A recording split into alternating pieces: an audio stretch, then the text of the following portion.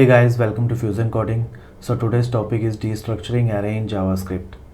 ये JavaScript का बहुत ही अच्छा फीचर है जो कि ES6 वर्ज़न में इंट्रोड्यूस किया गया था और आप नाम से भी इसे समझ पा रहे हो कि destructuring array क्या है। बेसिकली array को destructure करना। तो अगर मैं ES6 से पहले की बात करूँ, अगर मुझे array के साथ काम करना होता था, अगर मान लेते हैं मुझे एरेज़ की वैल्यू को एक्सेस करना है तो मैं अलग अलग वेरिएबल डिफ़ाइन करता था, डिक्लेयर करता था और वेरिएबल के अंदर वो एरेज़ की वैल्यू डालता था। तो ये बहुत ही एक, अगर मैं देखूँ तो लेंथी प्रोसेस होता था। अगर मैं आपको एग्जांपल से भी दिखा देता हूँ कि मैं कैसे कहना चाह रहा हूँ कि मैं यहाँ पे एक एरे डिक्लेयर करता हूँ और उसके अंदर कुछ वैल्यूज़ देता हूँ, like fusion coding and I will give one numeric value 25। अगर मुझे यहाँ पे इन वैल्यूज़ को एक्सेस करना है तो मैं क्या करूँगा कि एक वेरिएबल और डिक्लेयर करूँगा and I will say name is equal to array का मैं 0th इंडेक्स लूँगा यहाँ पर। सिमिलरली फॉर सेकंड वैल्यू तो मैं यहाँ पे क्या बोलूँगा एज, और मैं एरे का फर्स्ट इंडेक्स लूँगा यहाँ पर। और मैं अगर यहाँ पे कंसोल करवाऊँ नेम एंड एज तो आप यहाँ पर देख पा रहे होंगे कि हमारा रिज़ल्ट जो है फ्यूज़न कोडिंग एंड 25। अगर सिमिलरली मुझे यहाँ पर मान लेते हैं कि 2 की जगह पर यहाँ पर 8 या 10 या 20 वैल्यूज़ है इस एरे के अंदर, अगर मैं ये ऐसे करने लगूँगा कि अलग अलग वेरिएबल्स डिफ़ाइन करूँगा और हर एरे का इंडेक्स मैं उठाकर इन वेरिएबल्स के अंदर डालूँगा तो ये बहुत ही एक लेंथी प्रोसेस हो जाता है और बहुत सारी मल्टी लाइन कोड, ये बहुत ही लंबा कोड भी हो जाएगा अगर आप देखोगे तो इसी को ओवरकम करने के लिए जावास्क्रिप्ट के ES6 वर्ज़न में डिस्ट्रक्चरिंग एरे फीचर को इंट्रोड्यूस किया गया था, डिस्ट्रक्चरिंग फीचर को इंट्रोड्यूस किया गया। तो इसी 2 लाइन के कोड को मैं अब सिर्फ 1 लाइन के कोड में लिख सकता हूँ, या अगर मेरे पास 4 वैल्यूज़ होती और मैंने यहाँ पे 4 लाइनें लिखी होती तो मैं उस 4 लाइन को भी सिर्फ 1 लाइन में ही लिख सकता हूँ। तो वो कैसे है बेसिकली, तो मैं इस ऊपर वाले को कमेंट कर देता हूँ। तो मैं यहाँ पर आपको तो डिस्ट्रक्चरिंग बेसिकली कैसे हम डिफ़ाइन करते हैं, तो मैं यहाँ पे एक एम्प्टी एरे बनाऊंगा और मैं यहाँ पे सिमिलरली नेम और एज 2 वेरिएबल्स डिक्लेयर करूँगा और इसको एरे के बराबर बोल दूँगा।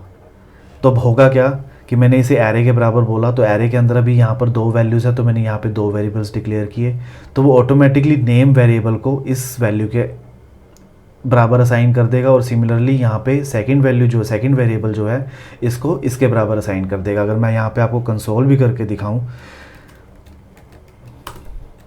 तो आप देख पाएंगे कि यहाँ पे बिल्कुल सही रिज़ल्ट है हमारा कि जो फर्स्ट वैल्यू है वो ऑटोमेटिकली नेम को असाइन हो गई और जो सेकंड वैल्यू है ऑटोमेटिकली सेकंड वेरिएबल को असाइन हो गई है। तो ये हमारा डिस्ट्रक्चरिंग एरे होता है। और डिस्ट्रक्चरिंग एरे के अंदर हम कुछ डिफ़ॉल्ट वैल्यूज़ भी दे सकते हैं। अगर मान लेते हैं कि हमारे पास यहाँ से कोई वैल्यू नहीं आ रही है जहाँ पे हमने एरे डिक्लेयर किया है, वहाँ पे एरे के अंदर इसकी सेकंड नंबर पे जो एज है बेसिकली इसकी कोई वैल्यू नहीं आ रही, तो हम यहाँ पर डिफ़ॉल्ट वैल्यू भी देकर रख सकते हैं। जैसे कि मैं यहाँ पे अगर 20 दे दूँ और इसे यहाँ से डिलीट कर दूँ तो मैं अगर यहाँ पर देखूँगा तो ये डिफ़ॉल्ट वैल्यूज़ भी इसके अंदर हम दे सकते हैं। डिफ़ॉल्ट वैल्यूज़ हम इस तरह असाइन कर सकते हैं, सिमिलरली फॉर नेम ऑल्सो।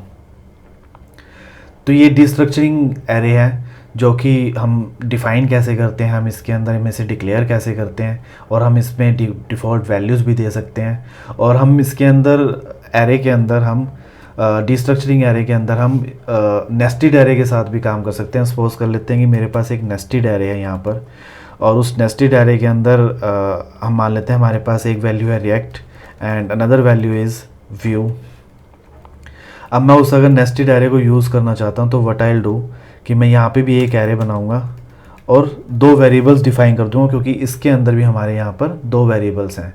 तो यहाँ पे मैं 2 वेरिएबल्स डिफ़ाइन कर दूँगा, लैंग 1 एंड लैंग 2। और मैं यहाँ पर sorry that should not be string, my mistake, तो इसे आप सही कर लीजिएगा। तो सिमिलरली मैं इसे यहाँ पे इस तरह एक्सेस कर सकता हूँ जैसे मैंने बाकी 2 वेरिएबल्स को यूज़ किया। तो अगर आप यहाँ पे रिज़ल्ट देखोगे तो फ्यूजन कोडिंग 25 रिएक्ट व्यू। तो ये एक डिस्ट्रक्चरिंग का यूज़ है कि हम इसे नेस्टेड एरेज में भी यूज़ कर सकते हैं, हम इसे डिफ़ॉल्ट वैल्यूज़ भी दे सकते हैं।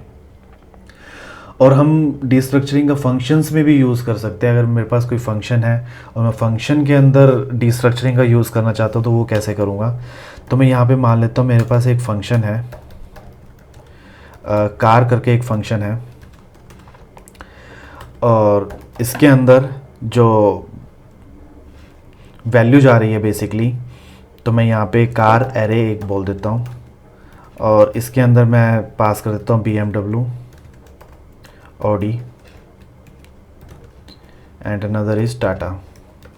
आई नो BMW और Audi के साथ टाटा अच्छी नहीं लग रही, बट स्टिल, तो ये समझाने के लिए आपको सिर्फ।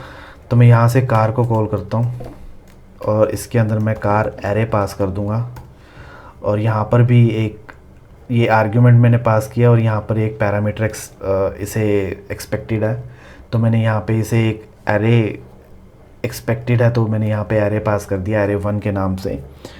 और मैं इस अब एरे 1 के अंदर की वैल्यू बेसिकली जो हमारा ये कार एरे है इसके अंदर की वैल्यू हमारे पास 3 है, तो मैं इसके अंदर इसे सिमिलरली जैसे मैंने ऊपर बनाया एक डिस्ट्रक्चरिंग एरे बनाऊंगा, यहाँ पर एक एम्प्टी एरे बनाऊंगा और उसके अंदर मैं बोल दूंगा ब्रांड 1, 3 वेरिएबल मैं यहाँ पे डिक्लेयर कर दूंगा, ब्रांड 3 एंड, और मैं उसे एरे 1 के बराबर लिख दूंगा।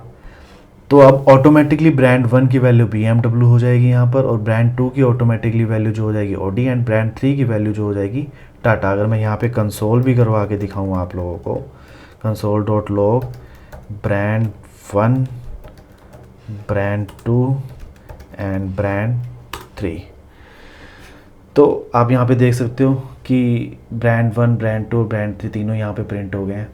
तो ये डिस्ट्रक्चरिंग एरे हम फंक्शंस में कैसे यूज़ कर सकते हैं, तो ये एक तरीका है डिस्ट्रक्चरिंग का यूज़ करने का फंक्शंस के अंदर। तो डिस्ट्रक्चरिंग हमने देखा कि डिस्ट्रक्चरिंग हम कैसे यूज़ करते हैं, हम इसके अंदर कैसे डिफ़ॉल्ट वैल्यू पास कर सकते हैं और कैसे हम नेस्टेड एरे के अंदर इसका यूज़ कर सकते हैं, या हम इसका फंक्शंस में कैसे यूज़ कर सकते हैं डिस्ट्रक्चरिंग एरे का। तो अगर किसी का भी कोई सवाल है इसके रिगार्डिंग, डिस्ट्रक्चरिंग के रिगार्डिंग, तो कमेंट सेक्शन में आप पूछ सकते हैं मुझसे। अगर आपको ये वीडियो अच्छी लगी तो please comment, like, share and subscribe, and thanks for watching.